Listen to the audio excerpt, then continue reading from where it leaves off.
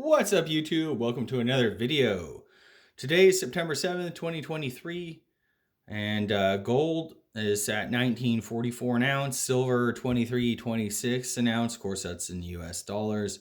And I just thought I'd do a show. It's been a while since I kind of broke out some gold and silver bars and that.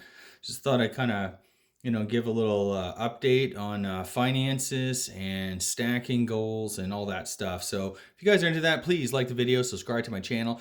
And do me a favor and check out my website, My Road to Wealth and Freedom. The link is in the description below. I just published our monthly passive income report and our basically portfolio income.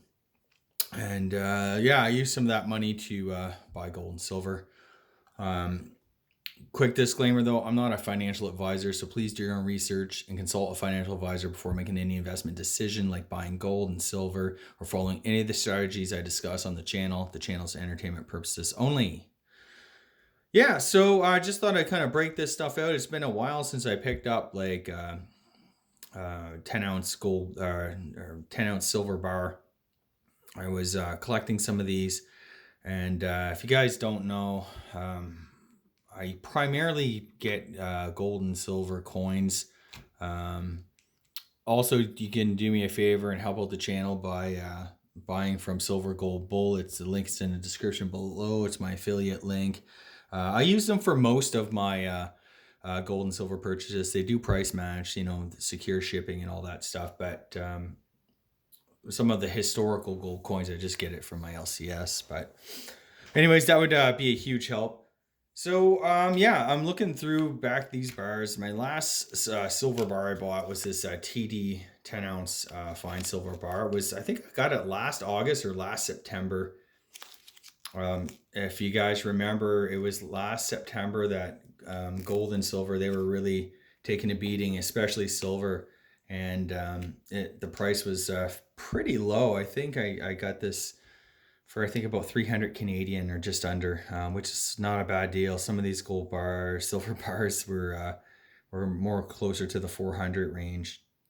Probably my favorite bar is this RCM bar. The 10 ounce bars are good. I feel like they're a good weight, although I don't feel like there's a lot of discount on them. If you buy like a 1 ounce silver coin, let's say you buy a 1 ounce silver maple, you're looking at today's prices, let's say $40 to $42 an ounce, depending on where you buy it, depending on the day and where silver's trading at. And yet this bar is about $400, right? So it's basically, multiply 1 ounce of silver times 10, and that's the price of the bar. There's very little, like I feel like even in the 10 ounce bars, there's still a lot of premium and stuff like that added. You don't really save much. Maybe in the US or something you might, but I know in Canada it's not that way. You're literally paying through the nose.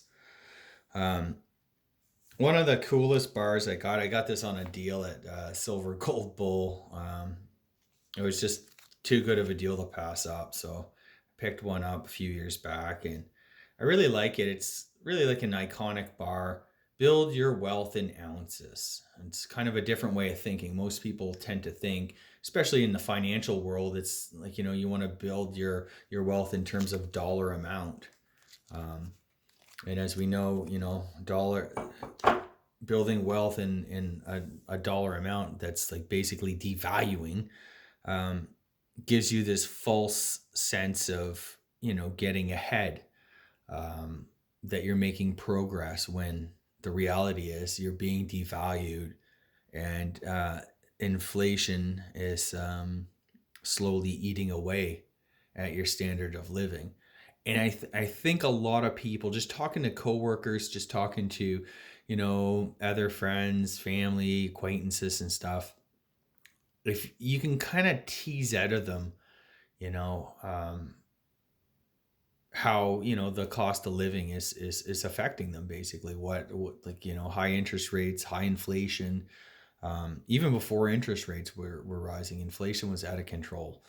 But anyway, yeah, and you can sort of see like they're slowly starting to get it. Like the problem, at least the pernicious nature of inflation has been that people don't really notice it in the day to day living. Now it's everywhere in the news, so people are, I feel, are a bit more aware. But even like if you look at your like paycheck, the first paycheck of the new year, are you bringing home less than you did like the year before?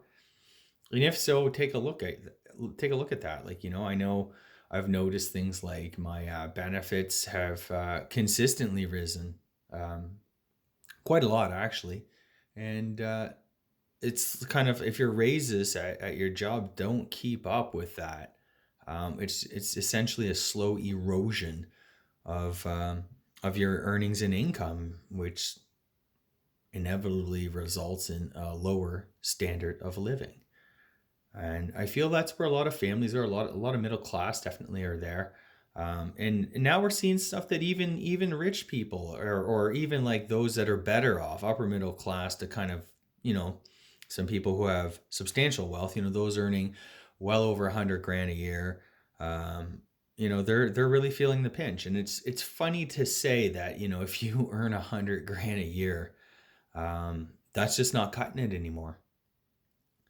So there's a lot to consider, and there's a lot of kind of thinking that kind of goes into things. I find myself, when you think in terms of, your wealth, in terms of gold or silver, um, all of a sudden, the dynamic changes. Or it doesn't have to be gold. So you can measure your wealth in Bitcoin, measure your wealth in, I don't know what else, real estate, or like whatever. But I'm just saying, like, I'm trying myself, because this gold and silver is ultimately a small part of my total kind of family wealth. It's, we have other investments. We have stocks and bonds and money markets and savings account. We have that stuff too, um, and it's mainly because I'm really not certain where all this is headed. There's a variety of different outcomes, and I think if you follow the financial pundits, if you follow the YouTubers about gold, silver, Bitcoin, the finance people and stuff, they're all kind of, they don't really know. And it's ever since 2019, 2020, it's been this thing. It's like there's different scenarios how all this stuff can play out, and it may not be that gold and silver are the answer to everything always everywhere. I just want to kind of throw that out there. Um, but I do feel like when you look back in history and you see how these things have played out in the past, it doesn't have to be, tomorrow it soars and you're going to have a lot of warning. Um, Things can happen quite rapidly, and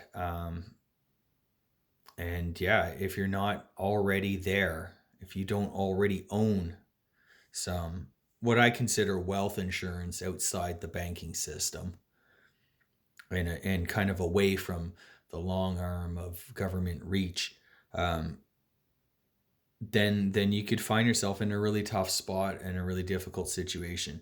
And I want to just bring up a little story, um, that happened to me recently. So my wife and I, we have our investments. She has her accounts, and I have mine, and we try to consider it as quote unquote all of our money. But some stuff is in her name. Her retirement account. That's stuff that has to be in the individual's name. But anyway, all by way of saying, so she's opted to do an index approach. So she just owns a variety of different index funds. She owns a bond fund and a money market fund or something like that. And that's fine and totally fine. But I kind of like managed that for her. I was like, okay, you know what? You have these certain percentages, right, in this portfolio. You want to maintain, I don't know, let's say 75% equity exposure, 25%, cash equivalent bond, that type of thing. Which is totally fine, to each his own. She wants to do that way, she can. She's done fairly well. Where I'm more of a kind of stock picker, in and out and stuff like that. So that's fine. So yesterday I've been trying to rebalance. You might have heard, if you're new to investing, typically one of the best and easiest ways to kind of always make sure you're getting the lowest price is constantly buying, selling your winner and buying the loser essentially. So, if stocks are up a lot and bonds are down, for instance, this year, you could sort of rebalance that money into the bonds or whatever. Right? Yeah. So anyway, so I was like, hey, you know what? I noticed, the S&P 500's up quite a bit. I wanted to kind of rebalance like her equity portion of that has has grown too much, and I want to kind of harvest those gains because I partly because it's grown beyond the parameters, um, her percentages that she wanted allocated to each class of index fund or whatever. um, and partly, well, my own thoughts is I feel like this is going to be a pretty rough fall. Lots of stuff can happen, lots of fireworks can happen. So I try to go and sell, what I thought was not a huge amount of her mutual fund. It was several $1,000s. I'll just say that. Um, Again, it's not like I liquidated the entire thing, but immediately I was blocked from doing so. I couldn't switch, and it's not even like I'm trying to sell and withdraw the money from the account. I'm just switching different from one fund to the other. Um, I got this thing that said, "Hey, you need to fill out oh, what's it called? An asset allocation mix or something like that. We want to make sure you're meeting your goals, right? So you can't sell." And now, so I filled out that form saying yes, she's willing to take all sorts of crazy risk and stuff like that. And they said, once you submit, it should take a couple minutes to quickly process online, and then you'll be able to make your trade. Well, she received an email about half hour later saying that no, she needs to call TD Bank. I'll call them out on this, um, and talk with a financial advisor or whatever, and this and that about her goals and stuff. And it's like, this is like complete nonsense. I feel like I don't want to go down the conspiracy road here and to be like, oh, they're keeping our money and trapping us in the system and stuff like that, because there's a lot of stuff like that out there on YouTube, and I think a lot of that is kind of crap. To be honest, I think it's fear mongering, and I don't think it's very helpful to people in their financial lives. However, I will say that this is a huge nuisance, and it does kind of make me think that there's larger things at play. I can sort of understand, we can't withdraw our money. We keep like, if you want to go take a couple grand out, it's like, why? Well, what are you going to do with this? Like, why do you want to do this? And they have no problem with you putting money in. So it's again, I've heard this analogy before. It's just like, it's like Hotel California. You can come anytime you like, but you can never leave. So I just thought, like, what if, I mean, we're still fairly young here, we're not, and we're in a great financial, position. I'm not gonna lie, but I was like, well, what if you were a retiree and, you depended on that money? You were trying to withdraw that money. You're trying to sell, a portion of your index fund, S&P 500 fund at the top of the market. You're trying to like get some money out, and maybe you need it for living expenses or something like that. You got to go through this huge hassle. And I don't know if you guys have tried to phone a bank lately. It's automated responses up the wazoo, terrible customer service. It's like you're being interrogated as to why you're making a decision with your own money. And I could maybe sympathize and understand that, hey, you know what, maybe like, if this was like a portfolio run by a TD advisor or something like that, it's like but this is a self-directed account. You know what I mean? um I feel like a lot of this, a lot of the under the guise of like due diligence and stuff like that, that they're trying to put up these barriers between you and your money. And it does kind of make me wonder, people, most people's investments, especially financial investments, are inside the banking system and are invested in like retirement accounts. My guess is the for the average person, their biggest investment, outside of their, home, would be probably the retirement account. And just to block and deny access to that, for no real legit reason, under the guise of, oh, we just need to do a check-in, we need you to fill out your risk profile and stuff like that. It's like, okay, I could see if you were maybe even going from like a money market fund to like a super risky, triple leveraged, inverse S&P 500 or so. Like, I could understand maybe even that scenario. Okay. That might kind of capture you in this kind of, risk thing, but selling an S&P 500 fund and trying to switch that money, transfer it into a money market fund, I would say, you know, is not super risky. It's not like, it's against your goals, and I actually think it's a smart thing to do, rebalancing, uh, taking something from pretty high risk and putting in something that's fairly low risk, and then maybe when the market falls, you could kind of rebalance, from that money market fund or whatever into, the index fund again or something like that. That is a very simple, basic sort of thing. Um, but no, instead they want to kind of trap you in here with these illusory gains, and you can never really get out.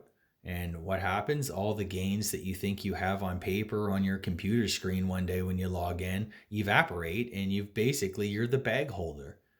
And there's tons of these, brokers front running trades like we saw with that GameStop and AMC thing, a couple years ago there. This is like, it just really convinces me that the system is kind of rotten to the core, and it's just one more reason you want to have some gold and some silver outside this system.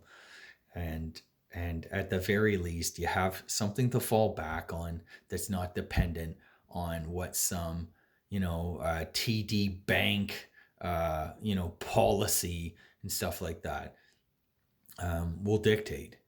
So I don't like that. I do think banks are massively overreaching, and they're just like outright denying people access to their money. And it's, on top of it, like, piss me off, they don't pay you any insurance, or not insurance, they don't pay you any interest on your savings accounts. We know that's a thing in the US, but here in Canada, some of the like, online banks are like, oh yeah, we'll pay you a special interest rate of 4% or 5% in our savings accounts, but it's only good for 3 months, and take advantage now, while you still can. And I'm thinking to myself, the overnight Bank of Canada rate is sitting at 5%. Okay, 5%. It's not a special, offer from the bank to get paid 5%, or nearly that, um, on your money sitting in a savings account. It's not. What it is banks are stuck with mortgages, that they've loaned this money out for like 2%. And, now the prevailing rate is 5%, and there's no spread. So they don't want to pay you anything.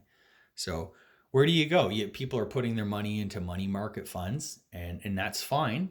Money market funds, yeah, it's great. You're going to earn some, good interest and stuff like that. However, I will just say that money market funds aren't super, super duper safe. They've seized up, they've broken the buck, in the last financial crisis. And I bet you back in the COVID crash, I never looked into this. So if you guys are ambitious, you can look into it. But I feel they probably broke the buck as well in the COVID crash. Um, I know bonds and, mortgage, insurance and corporations and, corporate credit and all that all kind of fell apart. So anyway, again, beware the safe haven sort of, propaganda.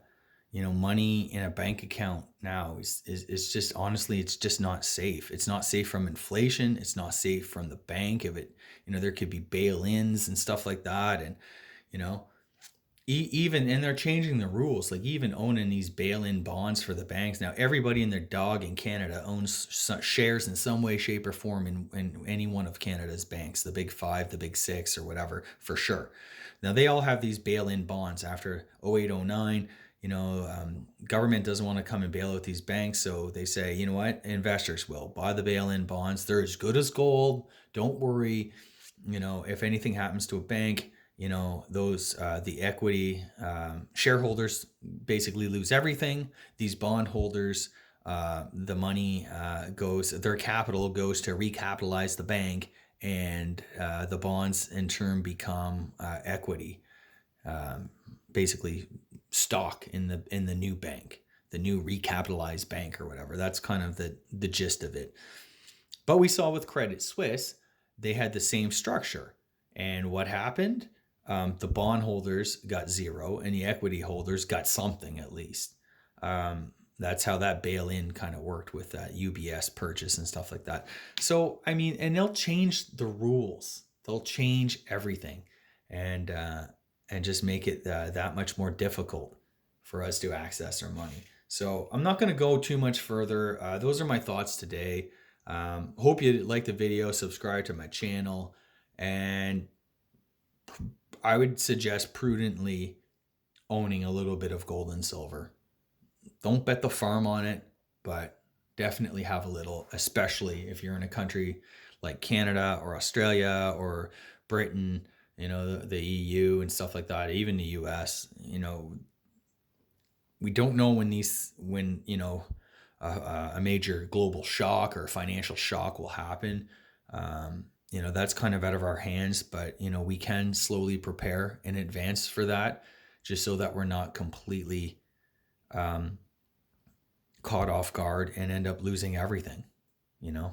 So that's my video for today. Hope you guys like it. Please subscribe to the channel, like the video, check out my website, My Road to Wealth and Freedom. Like I said, I just put out that passive income report. If you want to buy some gold and silver, Silver Gold Bull is where I go to buy most of this. I've had great experiences, and I appreciate all your support. Take care.